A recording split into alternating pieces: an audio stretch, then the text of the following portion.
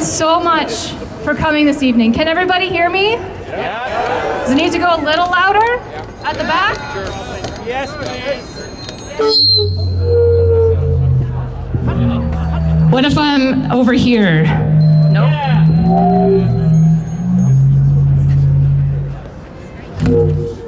How about this? Okay, thank you. Sorry, thanks for your patience. All right, thank you everyone from the bottom of our hearts for coming today to support the World Day of Remembrance for road traffic victims, honoring and remembering everyone who has been killed and injured in a crash, both on Toronto's deadly streets and all around the world. The format of this year's event is a little different from the past. We're going to be hearing from some speakers who have personally been devastated by road violence, and we're going to conclude this event by going on a candlelit walk all around Queen's Park to encircle this place with our light and let them know that their darkness will not win.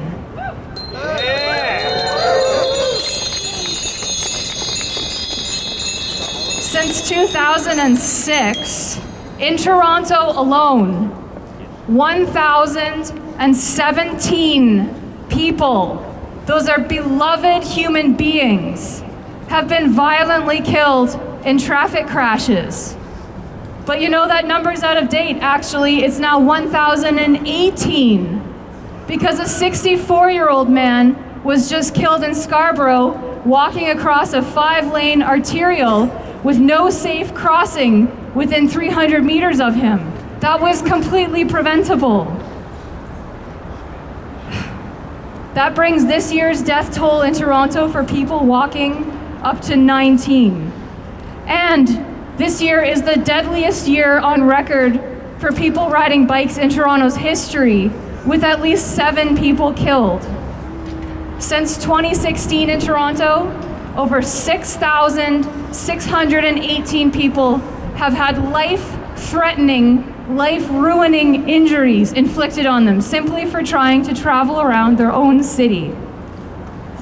And in Ontario, between 2015 and 2023, 5,216 beloved people were killed in crashes all over Ontario's roads, and an unbelievable 392,904 people.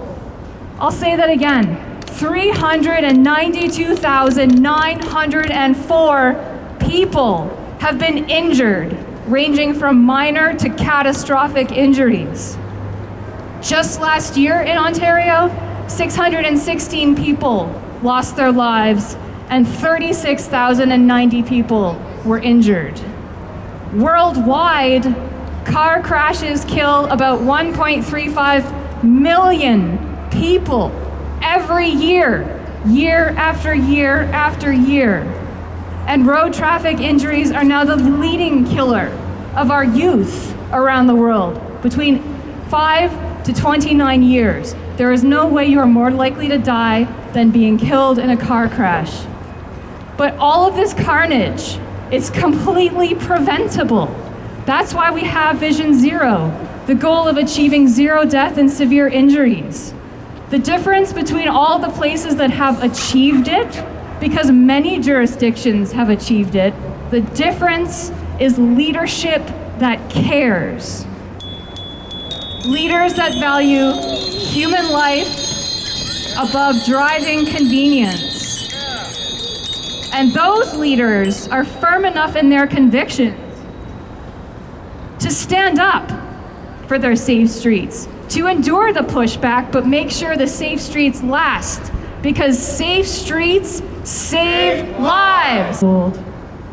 Safet Tyrosky, 54 years old. Samuel Dan Kumar, 17 years old. Sohei Chung, 22 years old. Steve Hancock, 58 years old. Stuart Costigan, 48 years old. Susan Elizabeth Traynor, age in her 50s.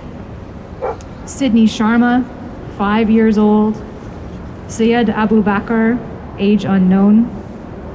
Tom Sampson, 35 years old. Trisha Waldron, 67 years old. Tyler Dorzik, 35 years old. Ulrich Hartmann, 47 years old. Vince Sering, 60 years old.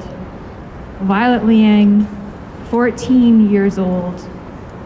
Vlad Zotov, 59 years old. Lijie Zhuli, 19 years old. Xavier Morgan, 5 years old. Zachary Young, 38 years old. Jiong Kang, 44 years old. Please join me in a moment of silence and think about all of the devastation all of those families experienced and hold them in your heart. I now invite everybody here to follow me on a walk around Queen's Park. There's a few more candles and a few more posters available at the front if you don't have one and want to grab one. Other than that, follow me.